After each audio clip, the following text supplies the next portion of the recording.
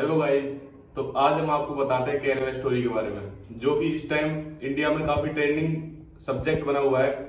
तो ये स्टोरी है निमिषा संपत की, जो केरला में रहने वाली एक लड़की थी, जिसने कॉलेज में जस्ट एडमिशन लिया था। उसने कॉलेज में एडमिशन लिया, उसके बाद जब वो कुछ दोस्तों से कांटेक्ट में आई तो उसका कांटेक्ट एक मुस्लिम लड़के से हुआ, जो उसका एक अच्छा दोस्त बन चुका था। वो उससे काफी प्रभावित थी और उस लड़के ने अपना इंप्रेशन जमा लिया था। वो साथ में घूमते थे, खेलते थे, पढ़ाई करते थे। वो दोनों काफी सीरियस रिलेशनशिप में थे।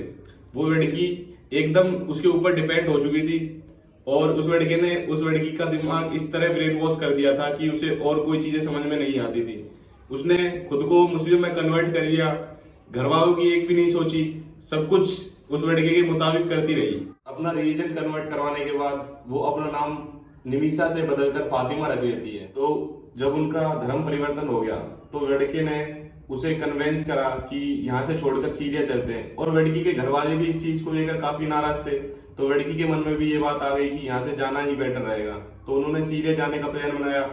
सीरिया जाने का प्लान इसलिए बनाया क्योंकि उस टाइम लगभग 2015 से लेकर 2017 तक आईएसआई का दबदबा था। मुस्लिम देशों में, इस्लामिक कंट्रीज में आईएसआई काफी बड़े रोल में थी, और जो उसका खलीफा था वो खुद को मुस्लिम सेवर एंड खलीफा ऑफ मुस्लिम डायनेस्टी मानता था।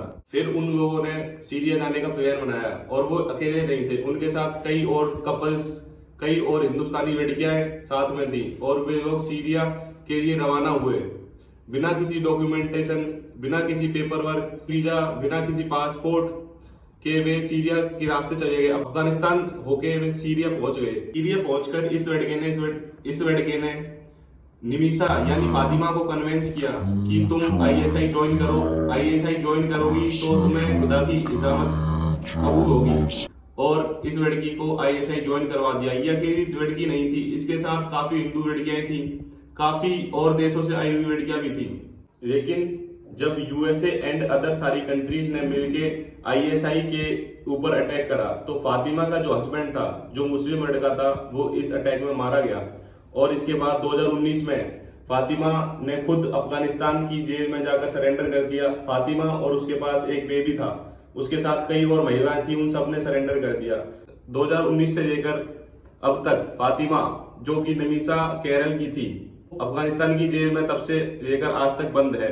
और ये है अपनी कहानी, जो कि सत्य पर आधारित है, द केरला स्टोरी। और इस मूवी में यही निमिषा की कहानी बताई गई है। धन्यवाद।